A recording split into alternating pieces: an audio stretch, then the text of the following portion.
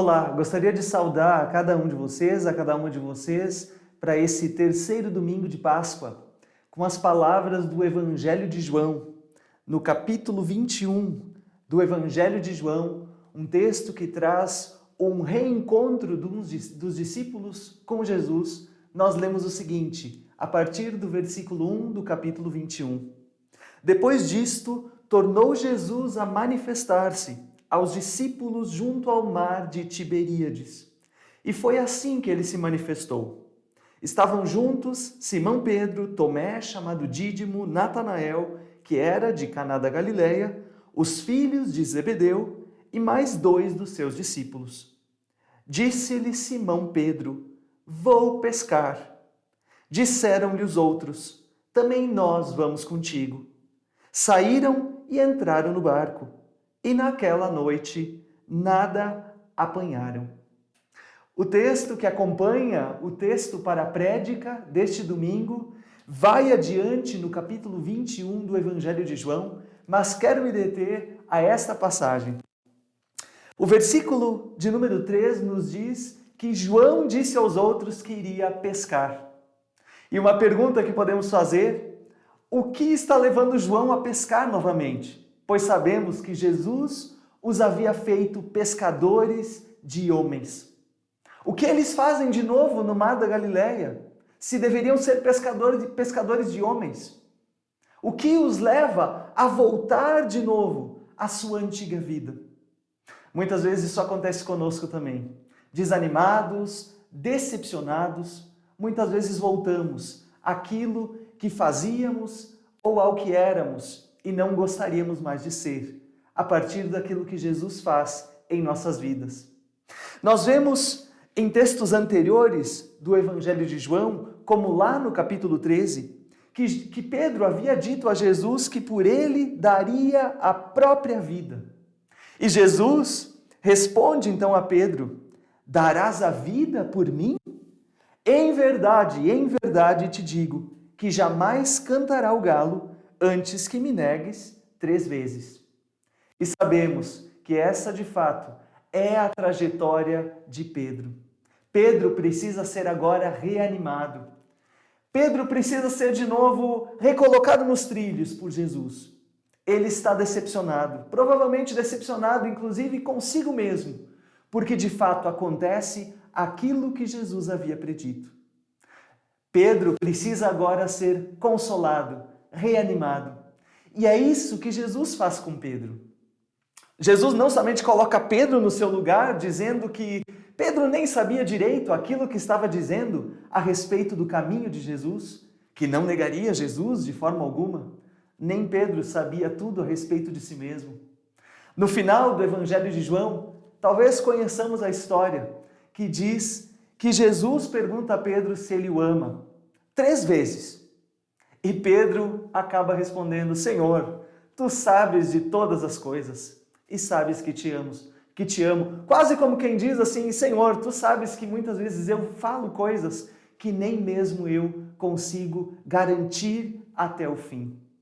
Que o Senhor nos abençoe, que a sua palavra nos anime, nos recoloque de novo nos trilhos, por assim dizer. Que a mensagem da Páscoa nos acompanhe. Queremos ter agora um momento de oração. E te convido agora para que aí onde tu estás, baixemos nossas cabeças e queremos nos dirigir a Deus em oração. Querido Deus e Pai, nós te louvamos e te agradecemos por tua palavra e pela oportunidade que temos de ouvir-te mais uma vez. E pedimos que de fato tu fales conosco, que a tua palavra encontre nossos corações sedentos por aquilo que tu queres nos dizer. Senhor, que a tua palavra nos recoloque no teu caminho, Senhor. Dá com que tenhamos um coração e ouvidos atentos à tua voz. E que a tua palavra, pelo agir do teu Espírito, possa produzir também os frutos que tu esperas em nós. Te louvamos por este tempo da Páscoa. Te louvamos pelo teu grande amor, por tua fidelidade, por tua misericórdia, pelo consolo. Te louvamos pelo teu interesse por nossas vidas. E te pedimos, Senhor, age em nós. Em nome de Jesus, que assim oramos. Amém. Antes da prédica, queremos agora ouvir o hino Digno é Cristo, executado pelo grupo Alguém Cantando.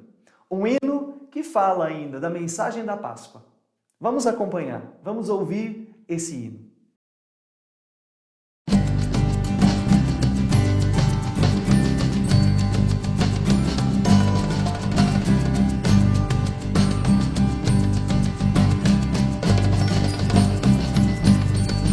Celebremos a vitória de nosso Deus. Aleluia, aleluia.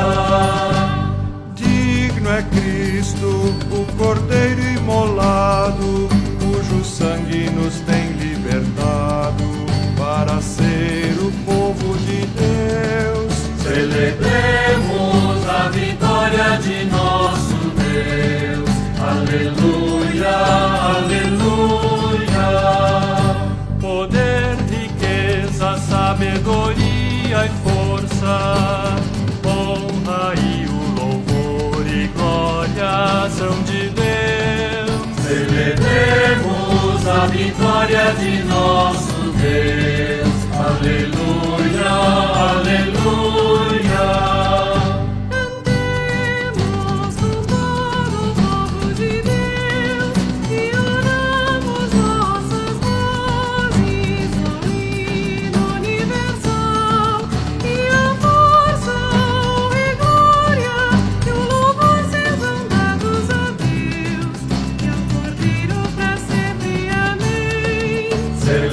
Celebremos a vitória de nosso Deus, já que o Cordeiro imolado tem começado o seu reinado.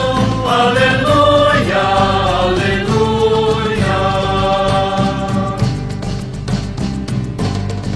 Celebremos a vitória de nosso Deus, já que o Cordeiro imolado tem começado o seu reinado. Aleluia, aleluia.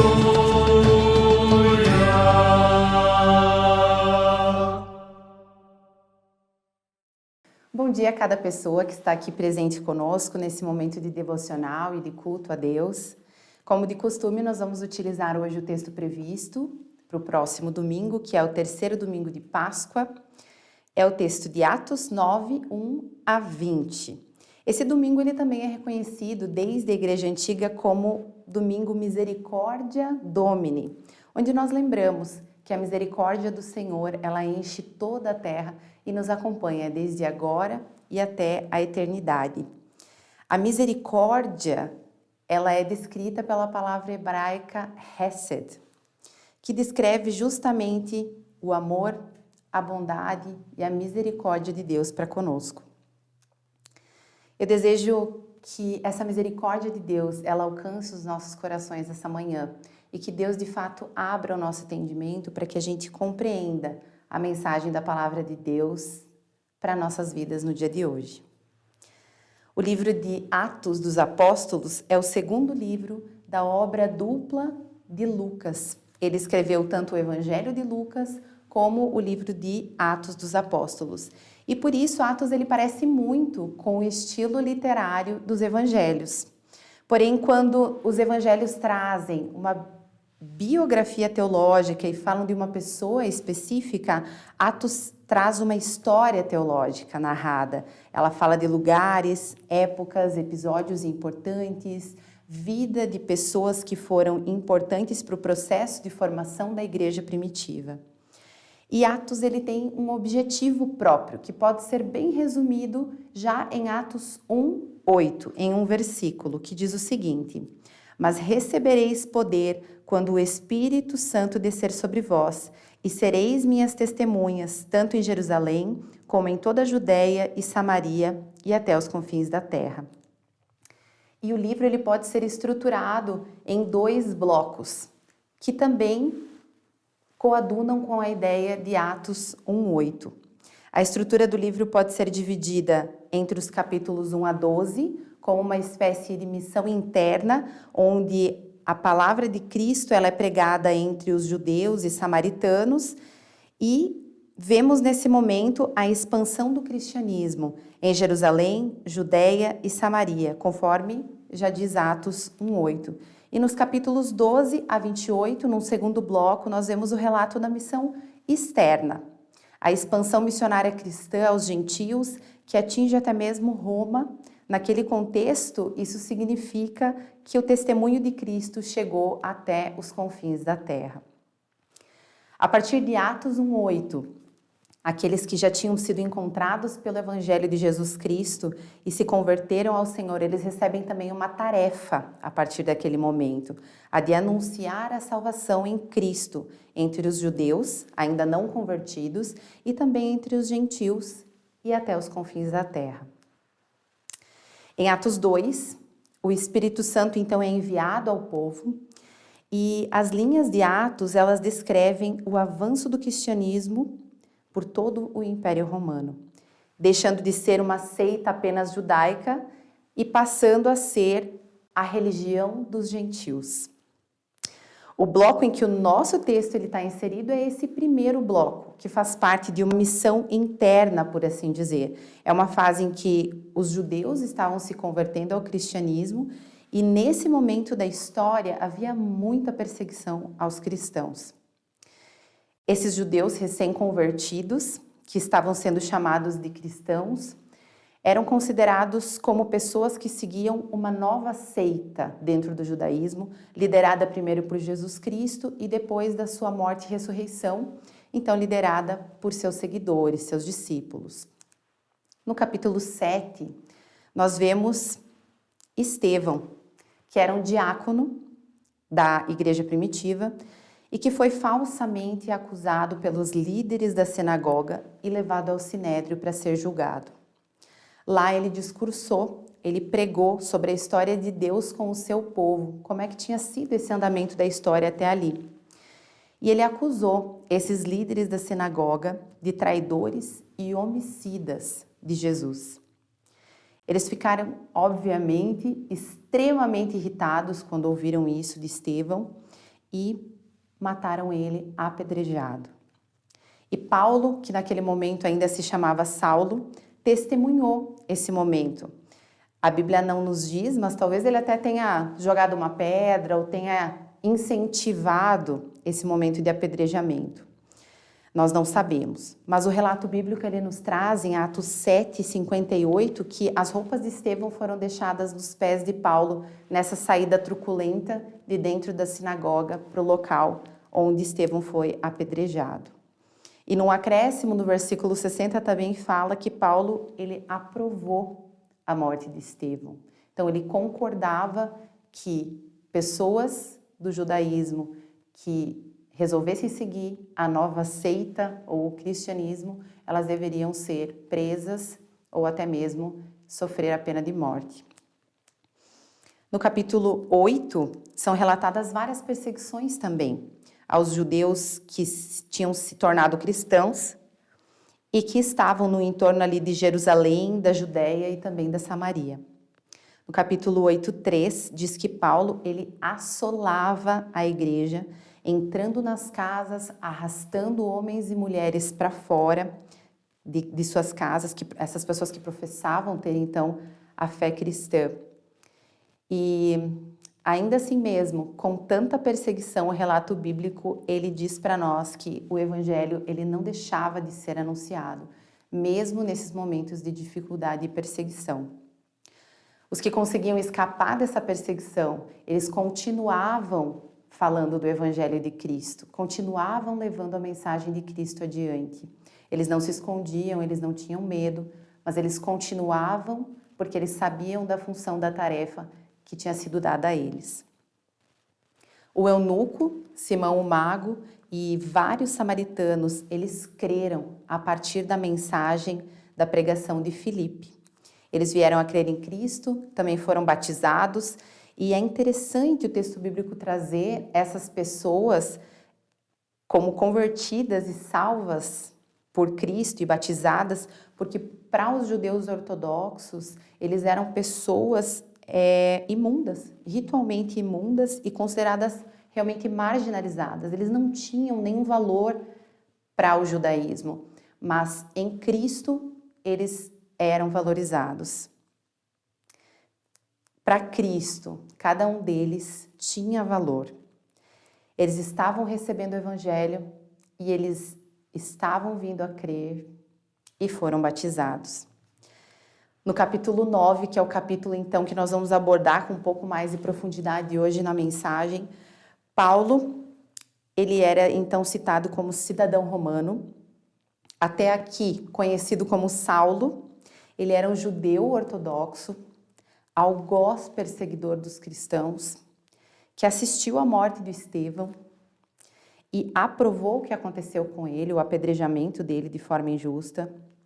E agora no capítulo 9, ele pede então para o sumo sacerdote para que desse cartas para ele, para que ele pudesse distribuir nas sinagogas em Damasco, para autorizar ele a caçar e prender os seguidores de Jesus Cristo em Jerusalém.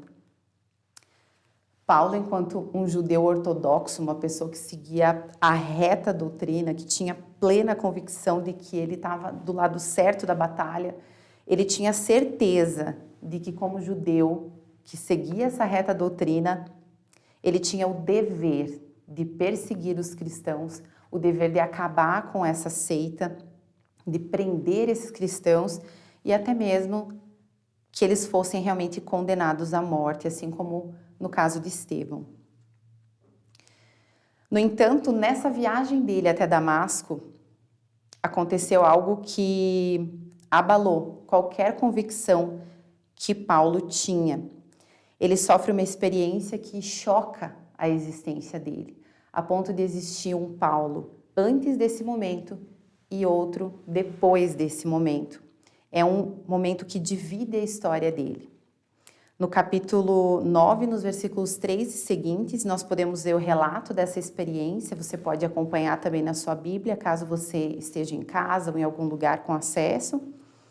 No caminho para Damasco, ele viu uma luz extremamente forte que jogou ele no chão e deixou ele cego. Naquele momento, ainda no chão, provavelmente muito inseguro, assustado, com medo do que tinha acabado de acontecer, ele ouve uma voz que dizia para ele: Saulo, Saulo, por que me persegues? E ele pergunta a essa voz: quem és tu, Senhor? Então a voz responde a ele: eu sou Jesus, a quem persegues. Mas levanta-te e entra na cidade. Lá te será dito o que precisas fazer. A ação de Deus fez com que as convicções mais sólidas que Paulo tinha, as certezas mais profundas que estavam no coração dele caíssem por terra. Ali no chão, percebendo que ele estava cego, ele entende e confessa que aquilo que estava acontecendo com ele naquele momento era o peso da mão do Senhor. Quando Paulo ele pergunta quem é que está falando com ele, ele confessa: quem és tu, Senhor? Paulo chama aquele que está falando com ele de Senhor. Então, cego, Paulo foi guiado por aqueles que acompanhavam ele nessa viagem até a cidade, e ali ele ficou cego por 3 dias. Dias com certeza que foram angustiantes, o relato bíblico nos traz. E ali ele não comia, ele não bebia, até que Ananias foi enviado por Deus até Paulo para curar a vista de Paulo, para que ele pudesse voltar a ver, voltar a enxergar. A semelhança dos 3 dias de cegueira de Paulo com os 3 dias entre a morte e a ressurreição de Jesus Cristo, ela não é só mera coincidência. Assim como não foi na história de Jonas e em tantas outras vezes que essa expressão 3 dias foi citada nos textos bíblicos. Com certeza, com a recente morte de Cristo, isso ainda estava fresco na memória de Paulo. E, além disso, por ele também ser um judeu ortodoxo, ele tinha conhecimento profundo das histórias de Deus com o seu povo e das várias experiências em que essa expressão de 3 dias era colocada dentro da história do povo com o seu Deus. Em vários momentos, essa história ela é permeada por esses períodos de 3 dias, inclusive na libertação do povo do Egito. Eu imagino que Paulo, nesse momento, ele estava ali cego, inseguro, com muito medo, provavelmente muito angustiado, porque o relato fala que ele não conseguia nem comer nem beber, muito provavelmente com aquele embrulho no estômago, com tudo que havia acontecido, talvez dentro de uma casa ou de um quarto meio trancado, sem conseguir se locomover sozinho. E eu fico pensando que nessa situação não deve ter restado muito mais para ele do que pensar e ver a sua vida toda passando pela sua cabeça como que em flashes, várias vezes, e de repente fazendo várias conexões com aquilo que ele já conhecia, com a história de Deus, com o seu povo, com a perseguição que ele estava infligindo aos cristãos. 3 dias foi o tempo que Deus ordenou que Moisés e Arão pedissem ao faraó para que o povo fosse até o deserto oferecer os seus sacrifícios, com a intenção de libertar o povo de Deus da escravidão do Egito. A escravidão era algo externo que aprisionava aquele povo em agonia e sofrimento, assim como agora Paulo estava sentindo. No final das contas, aconteceu exatamente assim, e o povo de Israel foi direcionado para uma nova vida com Deus, pelo próprio Deus, em direção a uma terra prometida. 3 dias, Cristo permaneceu morto, venceu a morte e ressuscitou no 3º dia, confirmando as promessas já feitas no Antigo Testamento. Em 3 dias, Jesus Cristo libertou novamente o seu povo da escravidão. Agora libertos da escravidão do pecado, da escravidão da morte, algo interno que aprisionava eles, que traz agonia, que traz sofrimento, e enviou o seu Espírito Santo para guiar esse povo e direcionar eles até que eles cheguem novamente à terra prometida. Que agora não é mais algo aqui, na nossa dimensão, algo físico, mas na eternidade com Cristo, onde Ele já está nos aguardando. 3 dias, quase que numa expressão encarnada de que o velho Saulo, ele morreu, foi sepultado e ressuscitou, reviveu num 3º dia, Paulo, para uma nova vida com Cristo.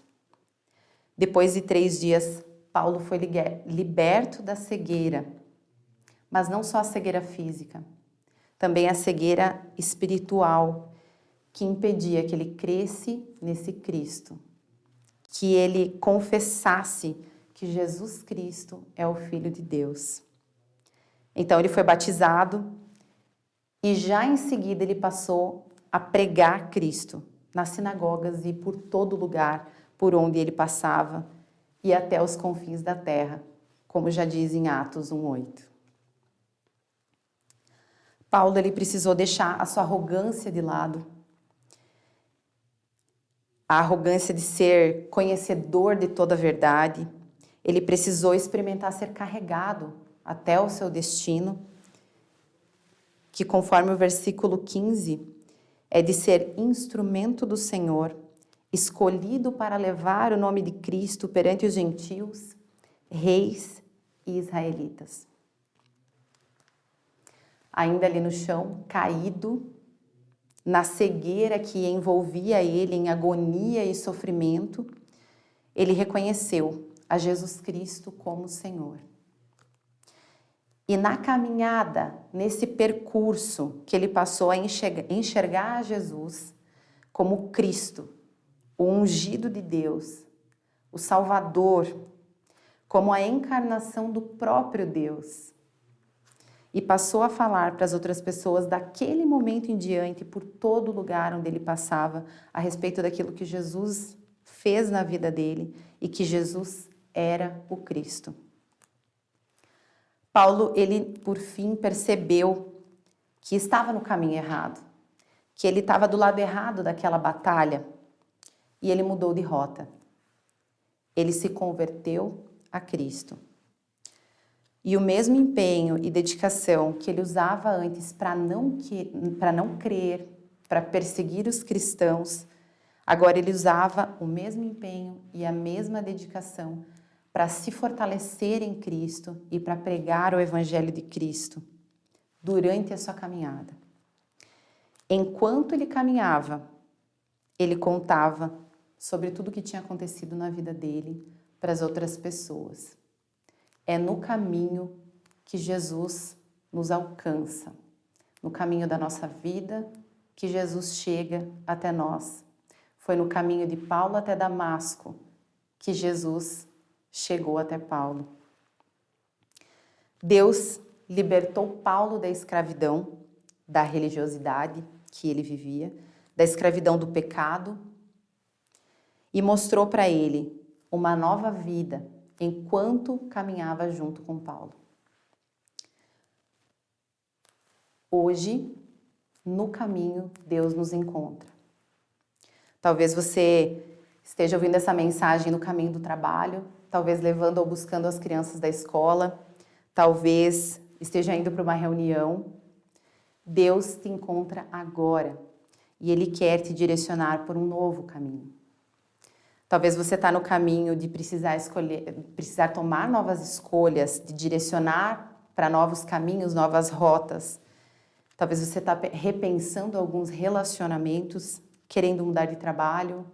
Talvez no período de escolher um curso ou alguma faculdade. Talvez você está no caminho de querer, de fato, largar algum vício. Eu queria te dizer que Deus te encontra agora, nesse momento, e Ele quer te direcionar por um novo caminho. A vida diariamente nos oferece os mais diversos caminhos para a gente poder escolher, mas geralmente eles são caminhos que, mesmo cheios de pessoas, nos deixam sentir sozinhos. Mesmo que, tendo muito, a gente ainda sente que falta alguma coisa.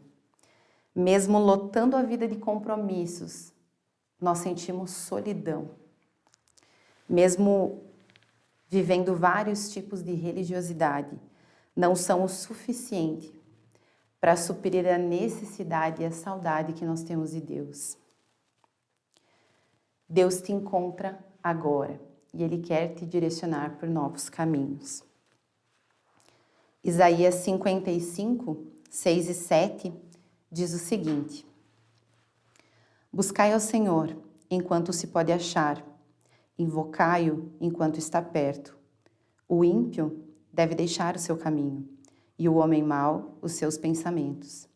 Volte-se para o Senhor, que se compadecerá dele. Volte-se para o nosso Deus, porque é rico em perdoar. Amém.